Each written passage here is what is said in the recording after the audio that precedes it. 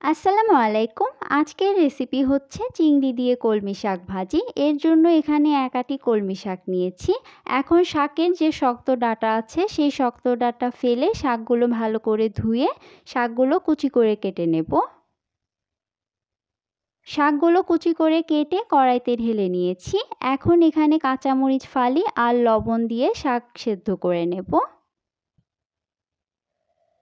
এখানে কোনো ঢাকনা দিয়ে ঢেকে দেব না, ঢাকনা ছাড়াই শাক সেদ্ধ করে নেব।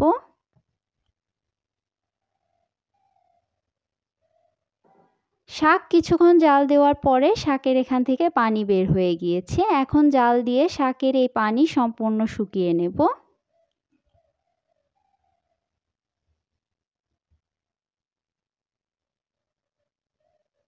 শাক আরও কিছুক্ষণ জাল দেওয়ার পরে শাকের এখান থেকে পানি শুকিয়ে গিয়েছে আর শাক সেদ্ধ হয়ে গিয়েছে। শাকের যে সবুজ কালার আছে সেই সবুজ কালার এখনও আছে। ঢাকনা দিয়ে ঢেকে দিলে শাকের এই সবুজ কালার নষ্ট হয়ে যেত। এখন শাকগুলো চুলা থেকে নামিয়ে নেব। অন্য একটি কড়াইতে তেল দিয়ে দিচ্ছি।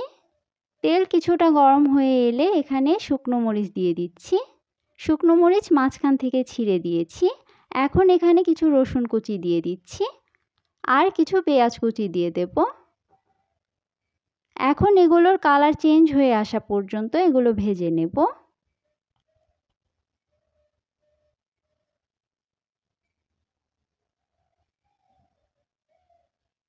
এখন এখানে হাফ চা চামচ শুকনো মরিচের গুঁড়ো দিয়ে দিচ্ছি, হাফ চা চামচ ধনে গুঁড়ো দিয়ে দিলাম আর হাফ চা চামচ হলুদের গুঁড়ো দিয়ে দিচ্ছি।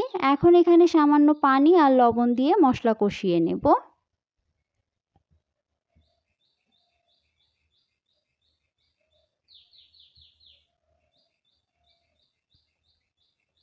মশলার ওপরে তেল ভেসে উঠেছে, মশলা কষানো হয়ে গিয়েছে।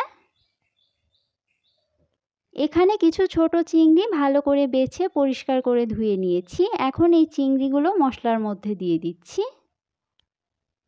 এখন চিংড়িগুলো ভালো করে কষিয়ে নেব।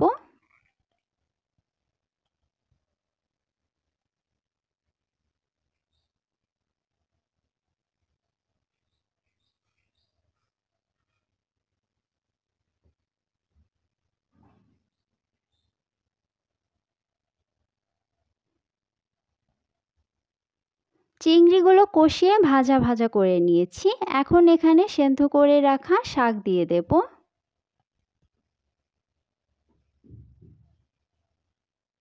এখন সব কিছু ভালো করে মিশিয়ে নিলেই চিংড়ি দিয়ে কলমি শাক ভাজি রান্না করা হয়ে যাবে।